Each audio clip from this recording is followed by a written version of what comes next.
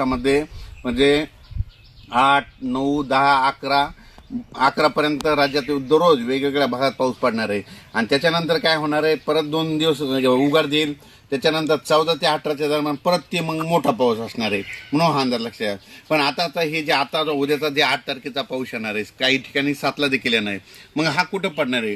तर राज्यातल्या सर्व शेतकऱ्याला सांगू इच्छितो की सुरुवातीला आपण काय करू, हा पाऊस ज्या भागात पडला नाही त्या भागात पडणाऱ्या शेतकऱ्याला समाधान भेटणार आहे. मग सांगायचं झालं तर आपण काय करू, सुरुवातीला घेऊ यवतमाळ जिल्ह्याकडे चांगला पाऊस पडणार आहे. त्याच्यानंतर नांदेड जिल्ह्याकडे पडणार आहे, हिंगोलीकडे पडणार आहे, त्याच्यानंतर परभणी जिल्ह्यात पडणार आहे, लातूर जिल्ह्यात पडणार आहे, धाराशिवकडे आहे, बीड जिल्ह्यात आहे, त्याच्यानंतर सोलापूर जिल्ह्यात आहे, सांगली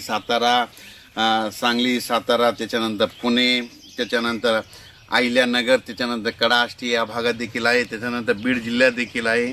त्याच्यानंतर सांगायचं झालं तर मग बुलढाणा, जालना, संभाजीनगर, अकोला, अमरावती, वर्धा, नागपूर, भंडारा, गोंदिया, चंद्रपूर, म्हणजे सांगायचं झालं तर हा पाऊस जवळपासनं सगळे जास्त प्रमाण तुम्हाला सांगू इच्छितो. जास्त प्रमाण मग लातूर जिल्ह्यात एक आहे, त्याच्यानंतर नांदेड जिल्ह्यात आहे, हिंगोली जिल्ह्यात आहे, परभणी जिल्ह्यात आहे, लातूर जिल्ह्यात आहे, बीड जिल्ह्यात आहे, सोलापूर जिल्ह्यात आहे, धाराशिव जिल्ह्यात आहे, सांगली, सातारा, कर्नाटक,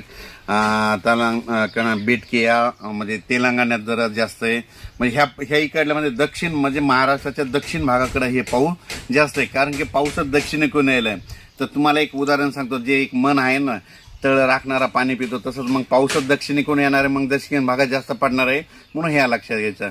म्हणजे सांगायचं झालं तर परत पुन्हा हे पाऊस काय होणार आहे, थोडं पुढं सरकणार आहे. मग तो कसा पुढं सरकणार आहे, मग इकडं जामखेड, कर्जत, आष्टी, त्याच्यानंतर 2, बारामती, तसा तो पाऊस पुढं सरकत अहिल्यानगर